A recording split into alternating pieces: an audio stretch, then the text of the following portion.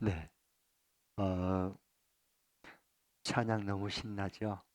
네, 오늘 찬양 네 곡이 좀 전에 부른 찬양이 우리 시편 45편 또 46편 오늘 말씀하고 여기서 나온 귀한 연관된 말씀 감사하죠. 찬양 기쁘게 할 수 있다는 게. 어,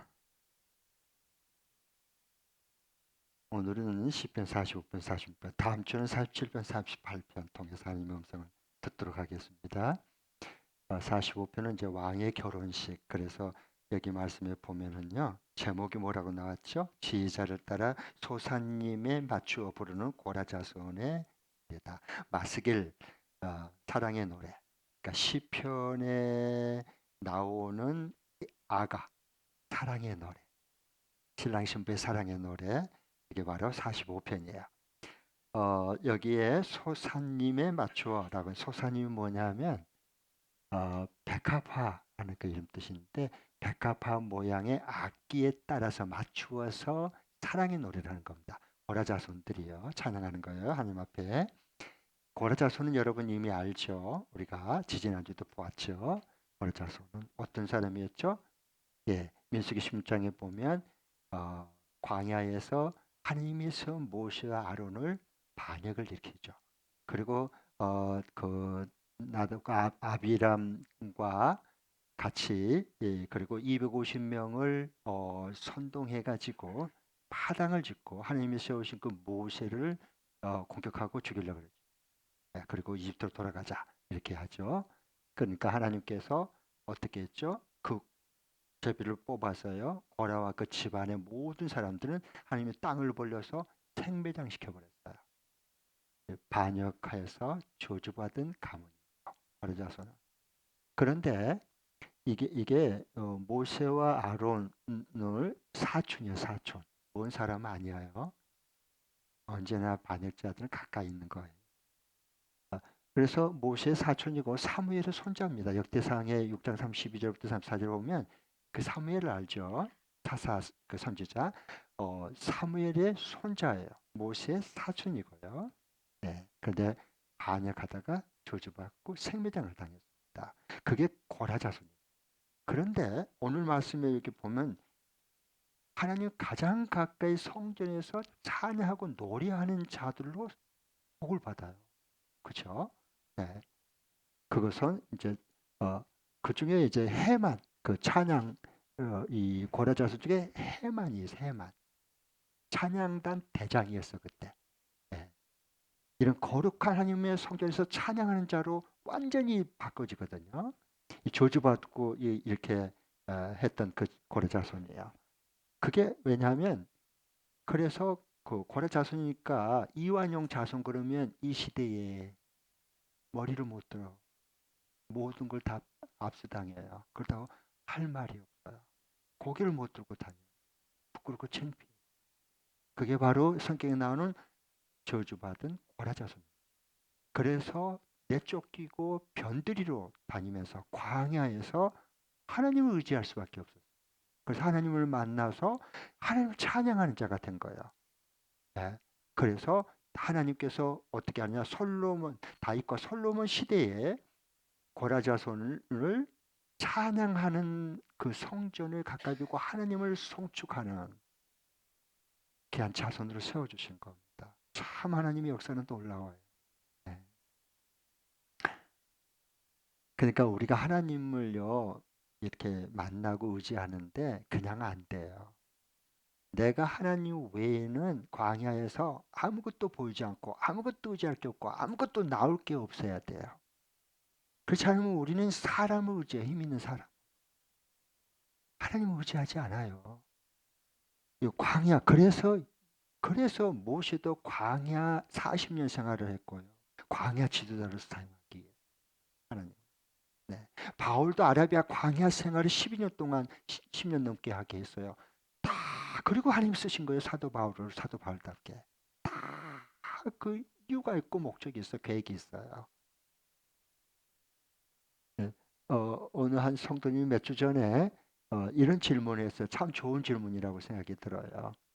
그리스도인들이 죽은 후에 영원히 천국 가면 그 이후는 어떻게 되나요? 하는 거예요. 어떻게 되나요? 글쎄요. 그럴 수는 없죠. 우리 인생이 지금도 중요하지만 우리의 영원한 삶이 더 중요하잖아요. 그렇잖아요. 지금보다 우리의 영원한 삶이 더 중요한 영원히 같이 어떤 모습으로 어떤 모양으로 어떻게 사는가 그걸 미리 이렇게 그림을 가지고 성경의 약속을 딱 붙들고 오늘 살아가야지 오늘이 사는 거죠. 뜻있게 살고 소중하게 살고 기쁘게 살고 즐겁게 살고 그렇잖아요. 네. 그러니까 그리스도인이 죽은 후에 예수 믿고 죽은 후에 그 영혼이 천국 가면 그 후에는 어떻게 된대요? 이게 안 되니까 이 아름다운 이것이 그림이 없으니까 이 세상에서만 모든 걸 다 즐기려고 그런 거예요. 그래서 조금만 불편하면 그냥 불평이 나고 조금만 그냥 불편하면 뛰쳐나가버리고 사표 써버리고 이리저리 다녀버리고 그 의미가 없어요. 그럼.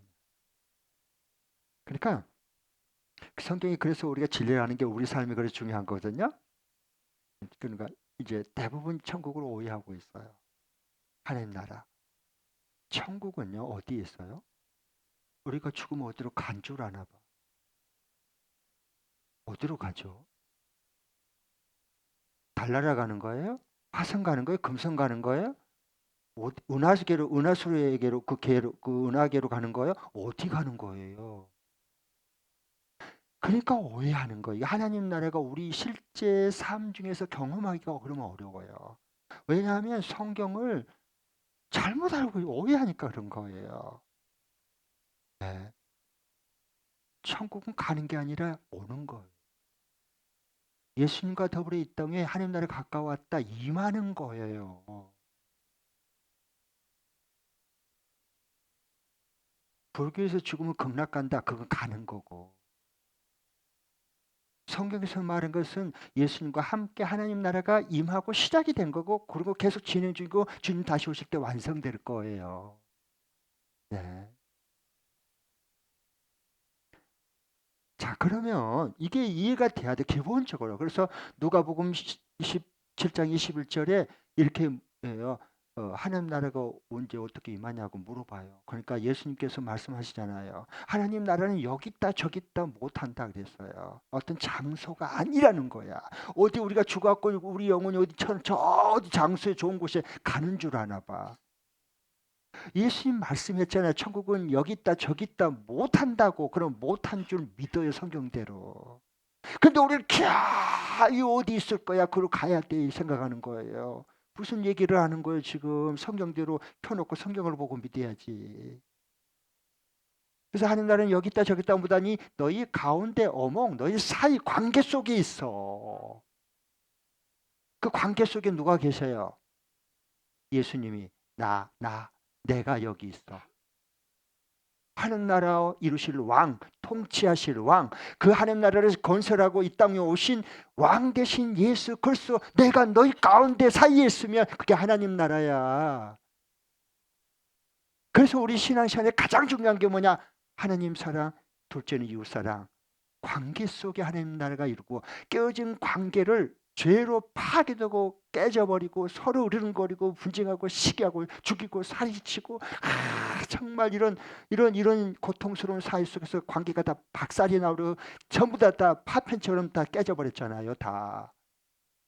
그러니까 이 관계를 주님이 죄를 파괴력을 없애버리고 모든 죄인을 의인으로 덮어 씌워서 덧입혀 주시고 그 모든 세상의 죄는 자신이 뒤집어 쓰고 십자가에서 천벌받고 심판받고 죽으셨잖아. 그리고 우리를 어떻게 해요? 깨어진 하나님 사랑 수직적인 십자가로 관계를 연결시켜 주는 거예요. 새로운 관계로 다시 세우는 거예요. 그 십자가에 죽으신 거예요.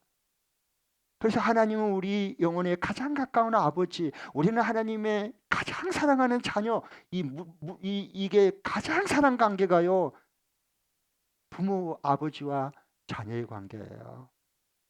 아셨어요? 그래서 아빠, 엄마, 아들, 딸, 이 땅 위에 임시적으로 그걸 하나님 나라의 완성을 위해서 조금 맛보기로 보여준 거예요. 이게 다가 아니고요, 여러분이 이 세상이 이 모든 관계가 이건 임시야, 임시. 부모도 임시 부모, 자식도 임시 이 땅에 살아있는 동안에만 내 자식이에요.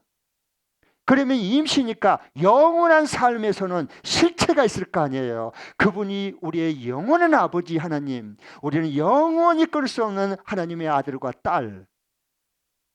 이 관계를 십자가 수익적인 관계로 깨어진 관계를 연결시켜주는 거예요. 회복시켜주는 거예요.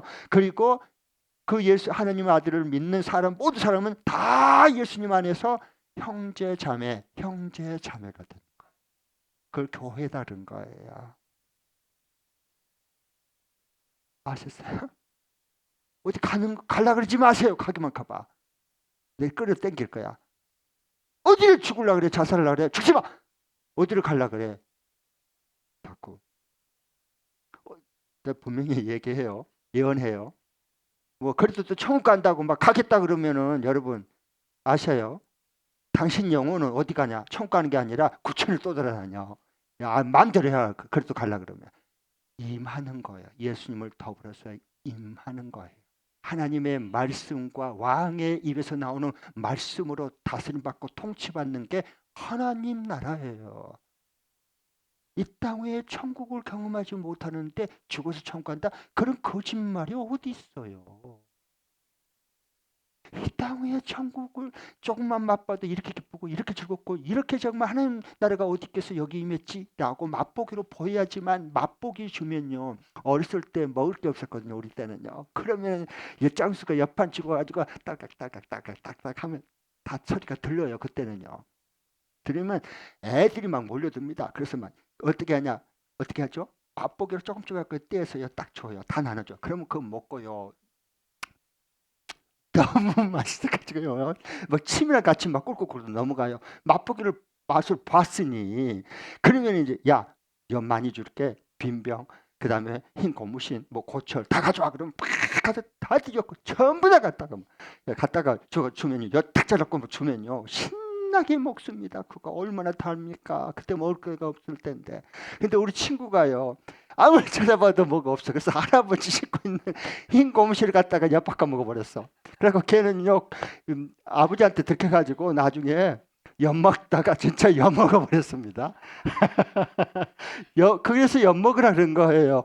그래가지고 올 하루에 먹어가지고요 대문 밖으로 쫓아내버렸어요. 그 아버지가 어떻게 할아버지 신고 있는 신발을 흰 그 고무신은 엿을 바꿔줬거든요. 건전 고무신은 안 받았어요.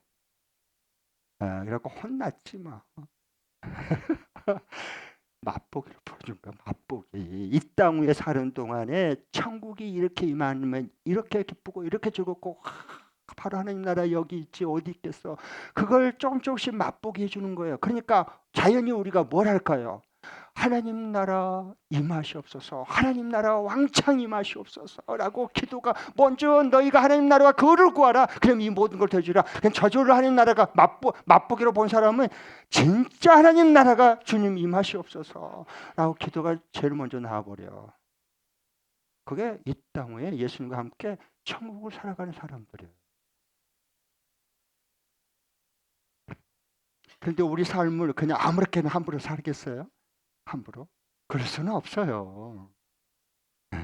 이게 예수님 믿는 기쁨이고 축복이지. 그렇잖아요? 이 땅 위에서 사는 거에 그렇게 의미가 있고 가치가 있고. 그런 다음에 이제 죽었어요. 숨을 거뒀어요. 그러면 우리 영혼은 주님 앞에 있어요. 같이. 아셨어요? 주님 예배한 곳. 그 장소가 아니에요. 꼭 여러분 기회가 장소가 아니라 관계 개념을 꼭 생각하셔야 돼요. 천국을요.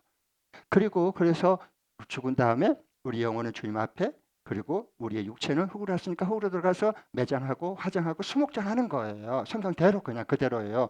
그리고 있다가 나중에 어떻게 돼요?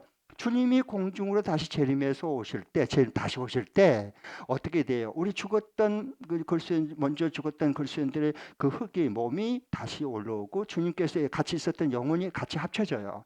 그래서 우리 몸뚱아리가 영광스러운 부활의 몸이 되는 거예요. 그 몸은 어떤 몸이다? 예수님과 같은 영광스러운 부활의 몸이 되는 거예요.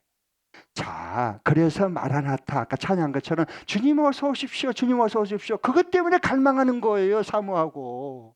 우리는 주님 올까봐 겁나는 거야. 천국이고 뭐고 지금 그냥 내가 마음대로 내 멋대로 사는 게 훨씬 편하고 여기가 천국인데 예수님 절로 가 그냥 차버리고 아이고 귀찮게 뭘 간섭하려고 그러세요.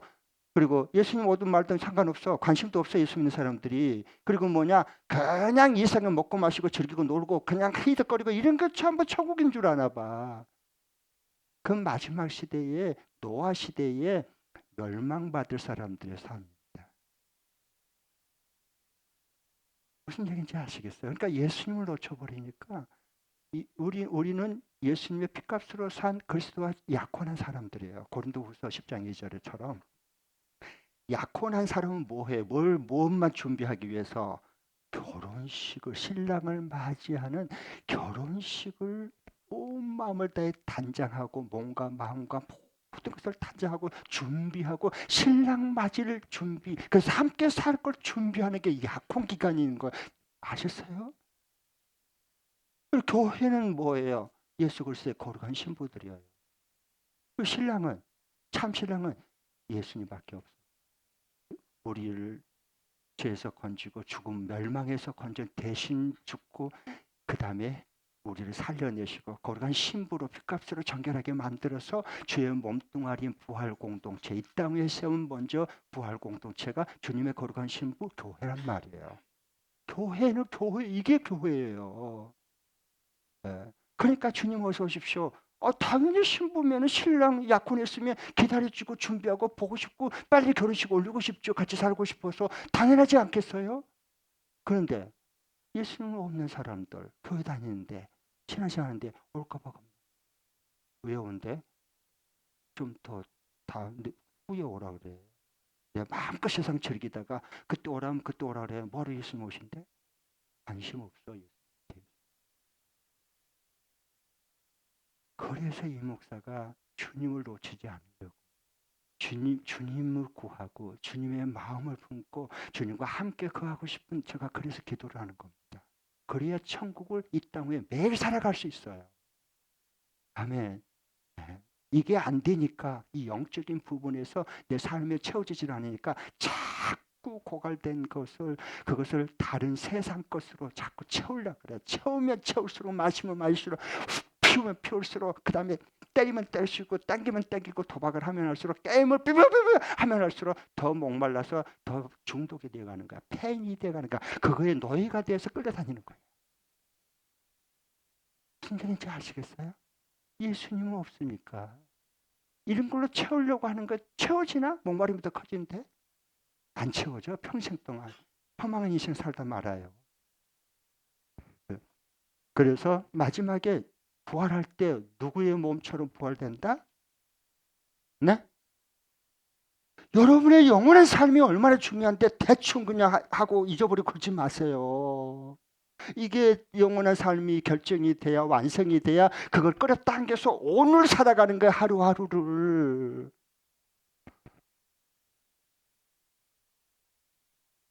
왜 우리가 불안해해요? 미래에 대해서. 응? 우리 김세영 자매 어디 갔어요? 김미애 분녀는 어디 갔어요? 펴놓고 어디 갔네? 네. 왜 불안해요? 지금 불안해갖고 지금 오늘도 왔거든요. 찾아와서 면목동에서 기도해주고 내가 저기 얘기했는데 왜 그럴까요? 우리가 불안하잖아요. 이 시대는요, 이 서울 수도권은 복합 문화권이요. 농어촌의 단순 문화권이 아니에요. 복합 문화권이요. 그러니까 다시 말하면은 옛날에 1000년 동안 변할 거 지금은 100년이면 변하고요. 옛날에 10년 변할 거 지금 6개월이면 변해버려요. 그러니까 우리가 그 적응력이 떨어지는 거예요. 그러니까 장래 불확실성에 대해서 예측을 하기가 힘들고 예측했다 할지라도 내가 그 적응력을 이게 떨어져. 그러니까 불안한. 왜? 도태되거든. 적응을 못해. 그것 때문에 우리 기본적인 우리의 마음속에 항상 불안함이 계속 꿈틀거리는 겁니다. 그래 이 장래에 대한 불확실성에 대한 그 불안 때문에 불안해하는 건데 그 불안함을 어떻게 극복할 수 있을까? 저는 이렇게 극복하는 거예요. 저는 항상 원래 마지막에 완성된 그림을 그려요, 저는. 그리고 그 완성된 아름답고 영광스러운 그림을 보면서 끌어당겨서 오늘을 계속 연습하고 경험하고 살아가는 거예요. 빨리 왔으면 좋겠니까. 빨리 완성되기를 바랍니다. 그게 주님의 부활한 몸으로 살아가는 사람들이에요. 그러니까 우리가 봐보십시오. 우리 정 장로님이 올해 연세가 몇 학년 몇 반이죠? 잊어버리셨어요? 연세 몇 학년 몇 반? 8학년 4반. 예. 8학년 4학년 8반 같아. 예. 8학년 뭐 똑같잖아. 8 뭐야 더하기 4나 4 더하기 8이나 똑같아. 뒤집어 봐도 이거 다 똑같은 거예요. 내가 젊게 살면 젊어지는 겁니다. 그렇죠? 자, 8학년 4반이에요. 그래요. 그리고 이제 한 100세 사시고 돌아가셨다 생각해 보세요. 그때는 이제 눈도 어둡고 누구세요? 그리고 귀도 안 들려까? 그래서 안 들리지. 귀도 안 들리고 이빨도 다 빠지게 되고 그리고 누구세요? 그래서 이게 주무시는지 그리고 깨있는지 잘 몰라. 100세가 넘어가면. 그쵸? 그렇게 돼요. 자, 그러면 이제 그렇게 돼갖고 이제 하나님 오라 그래서 아주 편안하게 이제 하나님 앞에 갔어요. 자, 그러면은 부활할 때는 몇 세로 부활할까요? 아니, 내 인생이 소중한데 그걸 미리 알고 믿고 확실하게 증거를 가지고 오늘 살아가야지. 예수님의 부활을 믿는 사람들, 예수님의 부활을 재현하고 산 사람들이지. 뭐 그때 어떻게 되겠지? 그건 안 돼요. 그건 안 돼요. 그렇게 막 우리 무대포로 막 살면 안 돼요. 그리스도인들은요. 그 뭐 사는 거예요. 그거 죽어가는 거지. 의미가 없어요. 내 인생이 너무 소중한데 그런 확실한 게 있어요. 성경은 다 말해주는 거예요. 그러니까 성경이 너무너무 좋아요. 성경이 진리니까 영원한 진리. 예. 그래서 그리고 그러면 84세 이제 100세로 돌아가셨어. 그러면 100세로 부활해요? 나 부활 안 해, 나 같으면. 주님이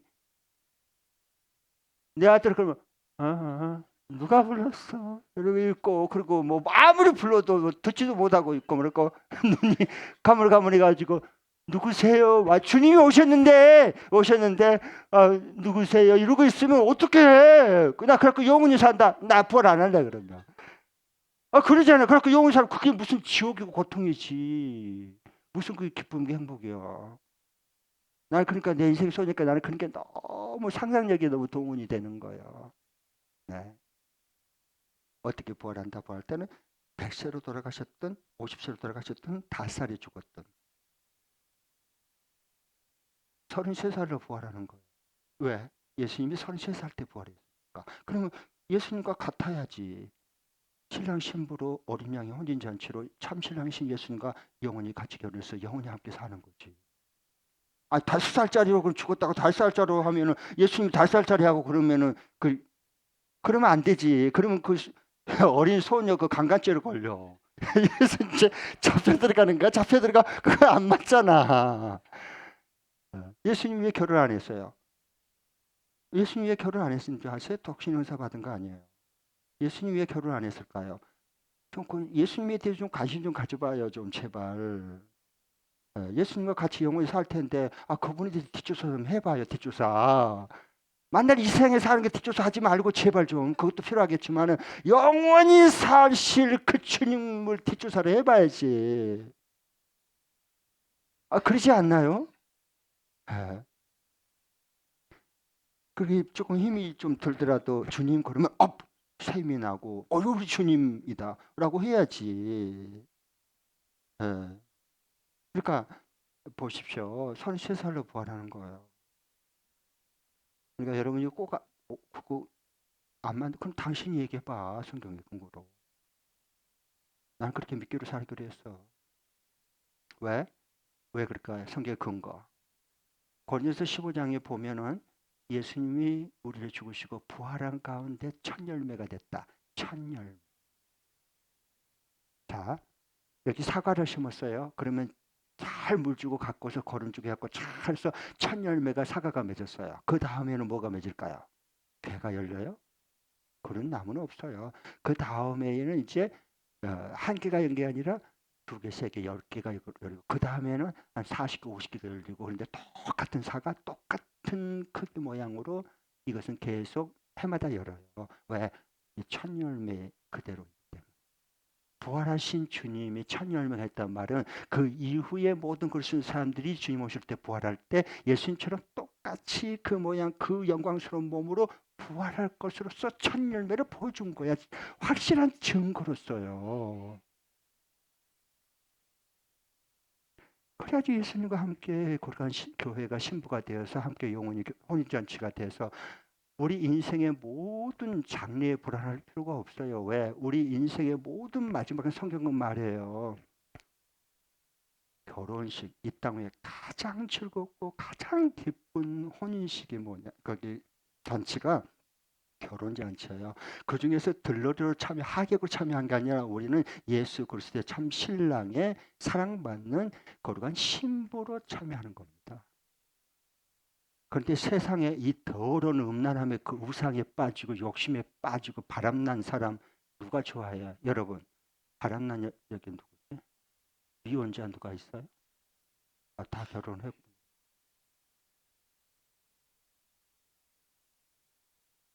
바람난 여자하고 여름 결혼한대요. 누구도 안 하려고 그래. 재미만 보려고 그랬지. 사창가에 가서 재미만 보려고 그랬지. 그건 재미를 보려고 하는 거고 자기 같이 사는 마누라는 그런 음료를 좋아하는 남자는 이 세상에 한 명도 없어. 그렇잖아요? 우리는 혼인잔치로 해서. 그러니까 이때는 뭐 하게 되냐? 뭐 여기 질문처럼 그리스도인이 죽은 후에 그 영혼이 천국에 가고 그 후는 어떻게 되느냐 하는 거. 어떻게 돼요? 주님의 부활하심을 기다리는 거. 그리고 주님이 다시 오실 때에 땅에서 흙으로 있던 잠자는 자들이 일어나고 그 다음에 영혼이 함께 합쳐가지고 예수님의 부활처럼 똑같이 돼요. 그래야 예수님과 함께 맞아서 결혼생활을 영원히 살지. 그러니까 여러분 우리 인생의 모든 그리스도인들의 마지막 완성은 결혼잔치를 가장 이 땅 위에 기쁨 표현할 수 있는 것은 결혼잔치밖에 표현을 못해요. 가장 기쁜 잔치가. 그 원인양의 혼인잔치로 인생을 마감하는 겁니다. 완성하는 거예요. 그걸 알고 지금 살아야지. 인생의 모든 문제를 해결해 놓고 지금 살아가야 돼. 맨날 어떻게 될까 잘못될까봐 힘들까봐 뭐가 또 아플까봐 뭐 병들까봐 또 죽을까봐 불안불안하면서 사는 게 그게 무슨 사는 거냐고. 그게 거기서 무슨 파워가 나오고 지혜가 나오고 창의력이 나오고 상상력이 어떻게 해서 거기서 다 막혀버려. 다 방전돼가지고 안 나와. 주님의 파워가 나오지를 않아. 그러면 얼마나 기대가 돼요. 그리고 제가 늘 저는 그러니까 낮에는 저 인생에 일할 때고요. 밤에는 잠을 잘 때 휴식을 해야 돼요. 그래서 밝은 낮과 깜깜한 밤을 이게 그래서 하루를 하나님 만드신 거예요. 일했으면 땀 흘렸으면 밤에 쉬어야 돼. 잠을 자야 돼요. 그래야 다음날 일어나서 일할 거 아니에요. 그러면은 우리는 밤에 잠을 자는 걸 죽음이다 그래서 예수님 안에서 죽은 사람을 잠을 잔다 그랬어요. 스데반도 잠을 자니라 그랬어요. 잠을 잔 사람은 반드시 새벽에 깨울 걸 전제로 하고 잠에 든 거예요. 그래야 편안하게 안식을 얻을 수 있어요. 그렇죠? 그런데 매일 저는 새벽에 부활을 연습하고요. 새벽을 깨웁니다. 그리고 밤에 잠자리에 침대에 누울 때 나의 예수님 안에서 평안한 안식, 잠을 자는 죽음을 맞이하는 연습하는 거예요.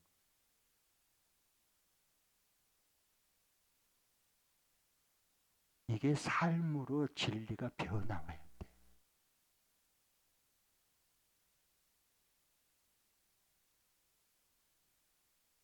여러분 정말 주님 안에 이 모든 것이 다 속에 들어있어요. 그냥 믿습니다 그러지 말고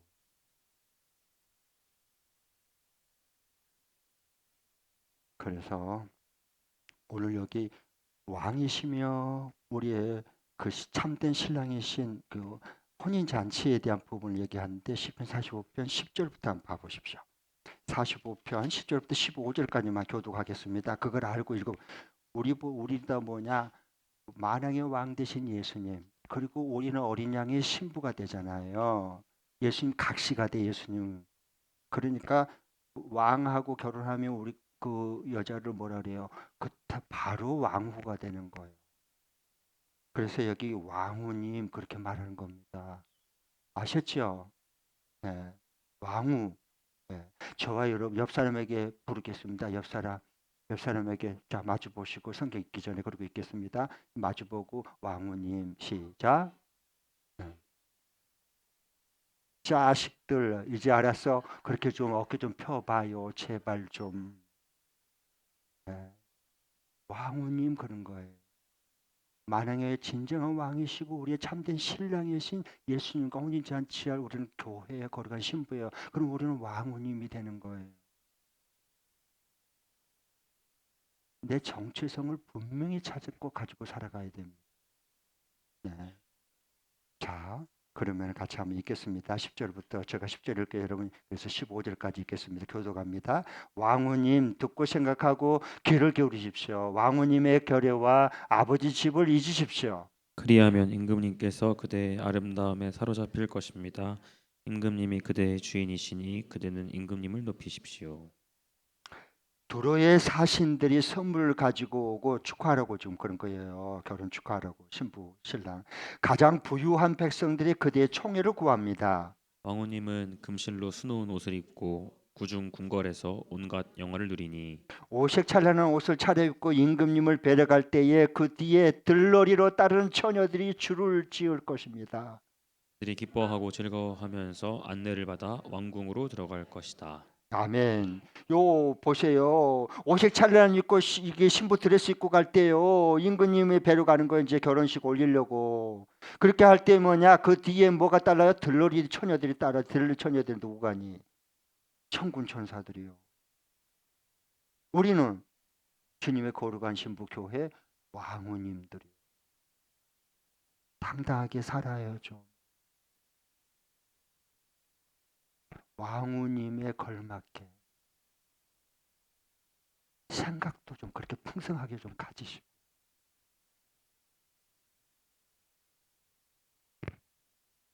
자, 그러니까 그리고 여러분 요즘에 배우자끼리 좀 우리 부부는 안 맞아도 진하게 안 맞아. 그런 분 가끔 있죠. 가끔 있죠. 네. 그래도 여러분 살아야 돼요. 왜냐하면 이러고 살면 간단해요. 아, 이 인간 이 땅에 사는 동안 임시 배우자구나, 신랑이구나, 임시 아내구나, 신부구나 이러고 사는 거야 그냥. 그리고 참 신랑은 예수님. 진짜 신랑은 예수님. 왜? 내 신랑은요. 여러분 결혼했을 때 꼬시려고 뭐 하늘에서 별을 따다 주고 뭐 좋아하고 폭력이 있었고 눈이 번쩍한 입 이런 본색이 다 드러나잖아. 왜 그럴까요? 임시 신랑이라 그럴 거예요. 진짜 신랑은 우리를 죄에서 건지기 위해서 자신이 우리의 모든 허물과 죄를 뒤집어 쓰고 죽이고 우리를 살려내신 분. 다시 부활해서 우리 함께 살 분은 참 신랑 예수님밖에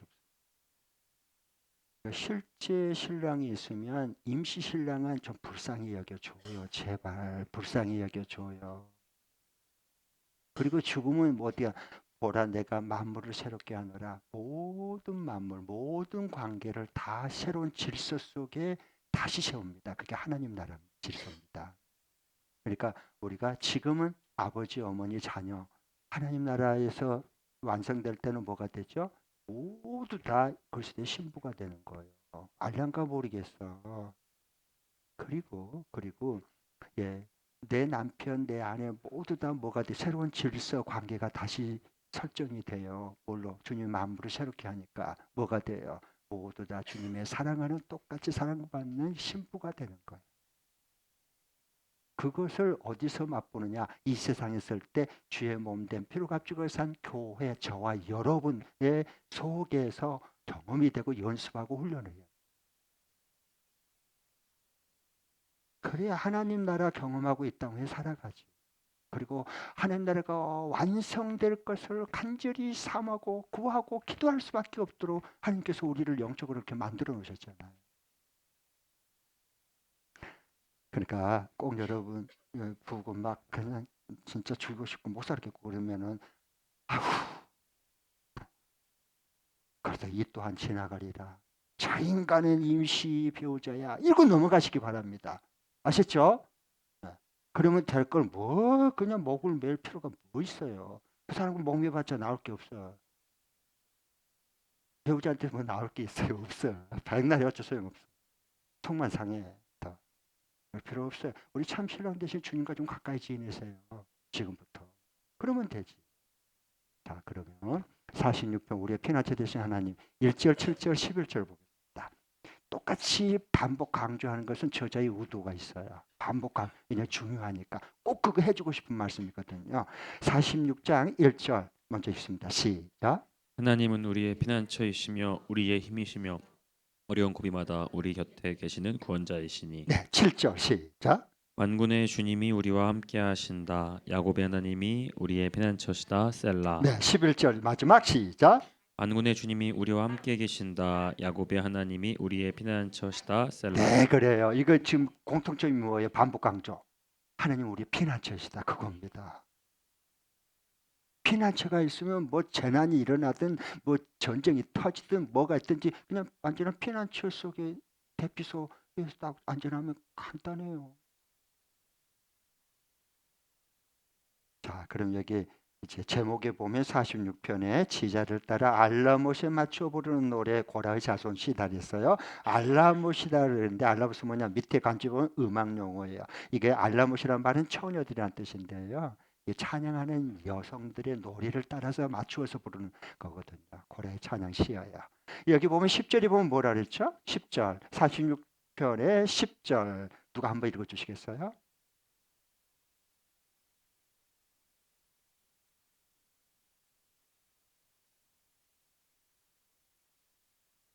네. 우리가 하나님이 정말 하나님인 줄 알려면요. 잠시 손을 멈춰야 돼요. 너희는 가만히 있어. 내가 하나님 됨을 알지어다. 종종 찬양했잖아. 여기서 나온 거예요. 여기 46편 10절 말씀 가사로 작시한 거거든. 작곡해서 노래 부른 거거든요. 네.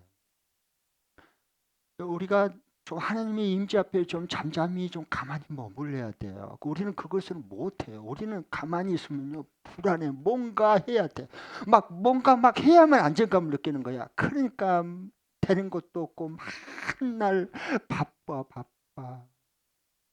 뭔가 해야 되는 거야. 아니 그냥 하나님 임재 앞에 좀 머무르세요. 모든 걸 내려놓고. 제가 뒤집어져. 이것이 46편을 왜 썼냐 하면 성서학자들은요. 이게 두 배경 속에서 기록됐다고 말해요. 첫 번째가 뭐냐면 가만히 있으면 가만히 여기 못 있어요. 우리가 왜냐하면 봐보십시오. 네. 두 배경 속에 기록된 첫 번째는 홍해 앞에 모세. 그러니까 홍해 앞에 왔어요. 뒤에 파라오의 특수부대가 지금 마차를 끌고 와서 지금 덤거 타고 와가지고 잡으러 와요. 앞에는 홍해에 빠져 죽고 가만히 있으면 잡혀 다시 노예로 끌려가고 좌우에는 큰 홍해 양쪽에 높은 산이 있고 도관이든지 이건 모두 가도 못하고 동서남북 다 사방에 막혔어요. 그러니까 백성들이 모세를 원망하고 하나님 원망하고 이집트에 있을 때 우리 출애굽시키라고 그랬냐고. 네? 내가 이럴 줄 알았다고 그러면서 막 모세를 막 공격하고 하나님을 원망해. 그러니까 하나님께서 모세에게 주신 영감을 받아서 모세가 너희는 가만히 있어라 하나님 앞에. 가만히 서 있어. 하나님이 너희들을 저 군대와 싸울 것이니 오늘 보는 저 이집트 무서운 군대는 영원히 보지 못할 거다. 그리고 하나님께서 모세에게 이렇게 가로막힌 것을 이 지팡이를 가지고 내밀라니까 내밀었더니요. 하나님 밤새 동풍을 불어가지고요. 따뜻한 동풍을 불어서요. 홍해에 새로운 길을 만드신 거예요. 아까 찬양할 때 우리 웨이메이커 하나님이 새로운 길을 만드신 분이에요. 보이지 않는 새 길을 만드신 분이 하나님이세요. 예수님이 내가 그 길이다 그랬어요. 아셨죠? 그래서 이스라엘 백성 어린이 하나 노인이 하나 다치지 않고 다 건넌 다음에요. 거기에 바로 잡으러 이집트 특수부대 군대가 막 마차를 막 병걸 끌고 막 잡으러 다 잡으려 그러는데요. 홍해 바다 갈라지 중간쯤 오니까 하나님이 동풍을 불었고 딱 이렇게 그 길을 물을 양쪽 갈라진 물을 딱 합쳐버렸어요. 전부 다 익사해서 다 죽어요. 그러니까 여러분 이것을 두고 그래서 좀 가만히 있어야 돼요. 하나님 앞에 우리 가만히 있는 이 경건의 연습이 필요해요. 그 주님 하나님의 하나님됨을 바라볼 수 있는. 그 다음에 두 번째로는 그러니까 힘들고 위기가 닥칠수록 조급해 버리면 실수를 연발해 버립니다. 계속 이 실수를 해버립니다. 그러면 그럼 이 다음에 이제 그 회복하려면 진짜 인생 5년 10년 지나갑니다. 그 뒤치다거리 아니라고 죽어나는 거야. 그러니까 꼭 그래서 그 다음에 여기 열왕기하의 19장에 보면 아시리아 사내립 군대가 무섭잖아요. 북쪽을 완전히 잡아먹었잖아요. 아시리아가. 아시리아가 이스라엘 망했잖아. 그리고 불과 얼마 안 될 때 남쪽까지 군첩을 잡고 침공해가지고 포위해가지고요. 이제 아시리아 사내립이 편지를 보내요. 니들 히스기야 말 듣지 마. 그때 남쪽에 있다가 히스기야 오는데 말 듣지 마라. 저 아무 힘이 없다. 그리고 하나님 좋아하시네. 하나님 어디 있냐. 그리고 하나님은 모독하는 그 편지를 보내 항복하라고. 그러니까 히스기야가 힘이 없어. 싸울 힘이 없어. 다 포위당했어. 정말 이제는 완전히 절체절명의 위기 속에 빠졌어요. 그때 할 수 있는 게 뭐예요? 성전 올라가서 그 모멸받은 그 편지를 놓고 주님 눈을 떠서 보옵소서 이 종의 기도를 들어주셔서 눈물의 기도할 밖에 없어. 근데 하나님 그 기도를 들으시고 한 천사를 보냈어요. 하나님 한 천사를 보내서 그 밤중에 18만 5천 명을 싸그리 다 진멸시켜버렸습니다. 그리고 대승리를 거두었습니다. 가만히 있어야 돼. 하나님. 자, 옆 사람에게 이야기했습니다. 하나님 앞에 좀 가만히 있읍시다. 제발 좀 설치지 말고, 제발 좀 설치지 말고, 그거 또 저질러 풀지 못한 거 또 만들어 놓고 말아요. 제발 하나님 좀 설치지 말아요. 하나님의 임재 앞에 좀 잠잠히 좀 바라봐야 돼. 하나님 앞에 가만히 좀 있어야 돼요. 하나님이 하라 할 때까지 하나님 일하심을 보면서. 자, 그러면 이제 마지막에 좀 보겠습니다. 마지막 저자의 의도 사실에서 진리로. 겉은 사실입니다. 그 다음에 이제 진리로 들어가는 거예요. 성경은 진리이지 사실이 아닙니다. 자, 그럼 질문. 예수님은 내 삶의 종착점인가 정거장인가? 예수님이 내 삶의 목표점인가 전부인가? 아니면 예수님이 내가 거쳐가는 임시 정거장인가? 이걸 잘 생각합니다. 둘 중에 하나의 중간은 없어요. 정말 예수님이 내 인생의 목표점인지 마지막 도달하는 종착점인지 예수님 닮아가는 마지막 종착점이 정말 내 인생의 예수님이 종착점인지 아니면 내 이익을 만족을 채우기 위한 예수님의 이름을 도용해 먹고 예수님의 이름으로 영혼들을 도둑질해가는 내 욕구를 채우기 위한 그것도 안 들키게 하는 예수님 이름 파는 가룟유다 돈 예수 팔아먹는 정거장인 아니면 예수님이 내가 인생의 종착점인 잘 생각하세요. 여러분은 어디? 예수님이 내 인생의 종착점이세요? 내가 사도 바울은 나는 폿대를 향해 달려간다. 예수 그리스도를 닮는 인생의 종착점이 그는 분명했습니다. 그러니까 힘있게 살아가는 거예요. 감옥에 가도 누구도 갇힐 수가 없고 거기서 하나님의 영광을 받아서 성경을 써내버리고 네 권의 신약 성경을 써버리잖아요. 누구도 그걸 이겨낼 수가 없어요. 그러나 가룟 유다처럼 자기 이익을 뒤에서 챙기고 사람들에게 전혀 모르게 자기의 욕구를 만족을 채워가는데 예수님 이름 도용해 먹는 가룟 유다의 피가 흐르고 있는지, 그런 마음으로 내가 사역을 하고 그런 마음으로 내가 주님을 섬기고 있지는 않는지, 예수님이 내 인생의 종착점인지, 아니면 거쳐가는 내 만족 채우는 이익 챙기는 정거장인지, 속으면 안 됩니다. 정말 예수님이 내 종착점이세요? 그렇게 될 수 있기를 축복합니다. 그 사람은 주님과 함께 이 땅 위에서 하나님 나라를 경험하면서 살아갈 수 있습니다. 아멘. 그렇게 될 수 있기를 축복합니다. 여러분의 삶이, 남은 삶이 얼마나 소중한지 몰라요. 기도하겠습니다. 하나님 아버지, 하나님 아버지, 오늘 이 수요 성당 땅에 와서 주의 음성을 듣고 내 정체성을 발견해서 주님의 거룩한 신부인 것을 발견하고 이 영광스러운 부활의 몸으로 일어날 것을 소망하면서, 그리고 어린 양의 깨끗하고 정결한 거룩한 신부로서 어린 신랑을 맞이하는 이 혼인잔치로 인생이 완성되고 마무리될 것을 알게 하시고 믿게 하시고 그리고 고백하게 하신 것을 감사합니다. 하나님, 우리가 이 세상에 살아가면서 우리 하나님만이 우리의 피난처이십니다. 하나님, 그러기에 주님이 우리를 생명과 몸과 보혈의 피를 쏟아서 우리를, 하나님, 죄인을 의인으로 만드시고 자신의 거룩한 교회, 거룩한 신부로 이렇게 약혼한 것처럼 우리도 예수님이 나의 전부가 되고 종착점이 되게 하시고, 행여나 내가 주님을 모르고 예수님의 이름 도용해서 내 이익과 만족을 채우는 수단이 되고 정거장으로 주님 예수 이름 파는 자가 한 명도 나오지 않게 하옵소서.